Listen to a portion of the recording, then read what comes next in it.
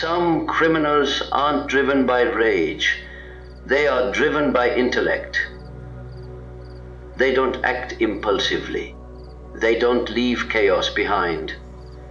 Instead, they calculate. They plan, they anticipate every move.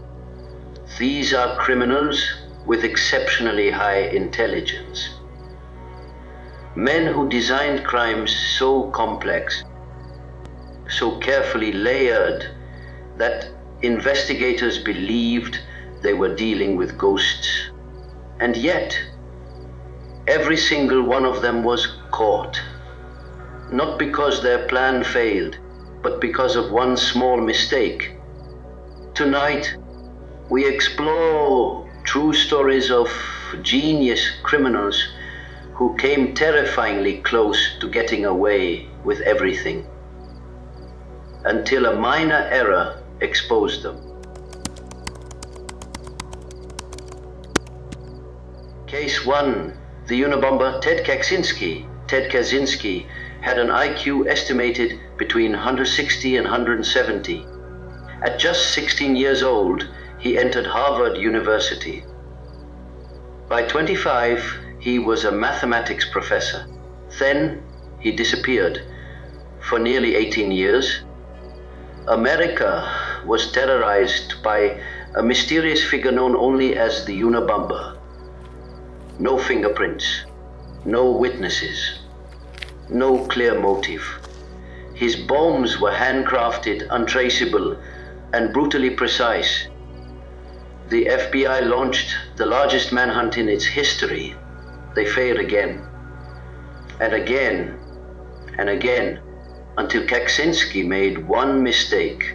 In 1995, he sent a manifesto to major newspapers, a complex, philosophical text attacking modern technology.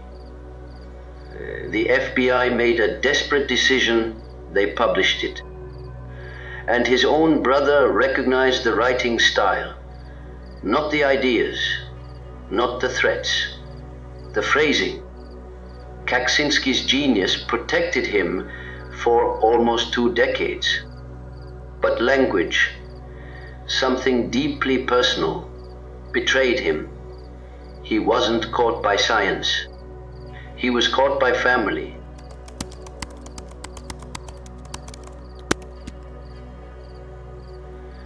Case 2, John List, the perfect disappearance. In 1971, John List murdered his entire family, his wife, his mother, his 3 children. Then he vanished. No evidence of struggle, no blood trails, no clues. List was methodical, calm, and deeply religious. He believed he was saving his family from moral decay.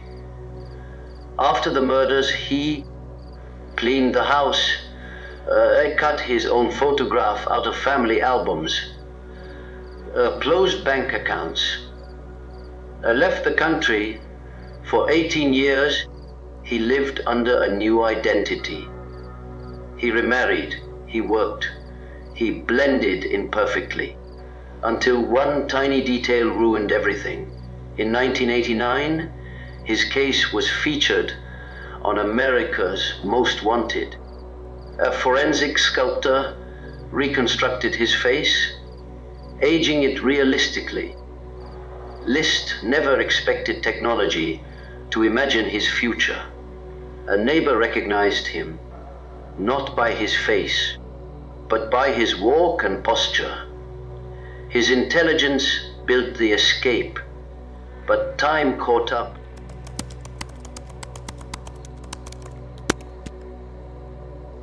Case 3. The BTK killer, Dennis Rader, was a control freak. He named himself BTK, bind, torture, kill. He taunted police for decades. He wrote letters. He mocked investigators. He corrected their mistakes.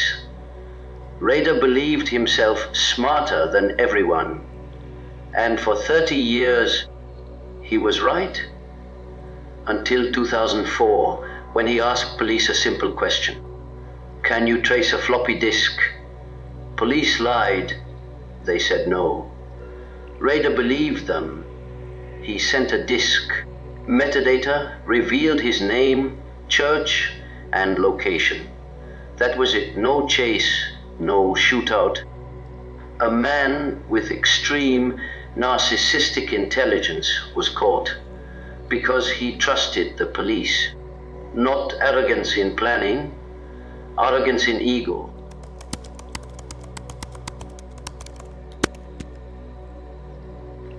Case 4, Killing for Intellect. Nathan Leopold and Richard Loeb were both prodigies. Leopold spoke multiple languages. Loeb had an IQ over 160. They believed they were superior to ordinary humans. So they planned the perfect murder. They studied philosophy. They rehearsed alibis. They removed witnesses. Their victim was chosen randomly. Everything worked. Except one thing. A pair of custom-made glasses fell near the body. Only 3 people in the entire city owned that model. One of them was Leopold. Their entire intellectual fantasy collapsed because of an object they didn't even notice. Why genius criminals always fail? High intelligence creates confidence. Confidence becomes control. Control becomes blindness. No matter how complex the plan, no matter how brilliant the mind, reality is unpredictable. People make mistakes. Technology evolves. Time exposes patterns. And in the end, no plan is smarter than chance. If you enjoyed this deep dive into the minds of genius criminals, subscribe for more true crime stories. Because sometimes the most dangerous weapon isn't a gun.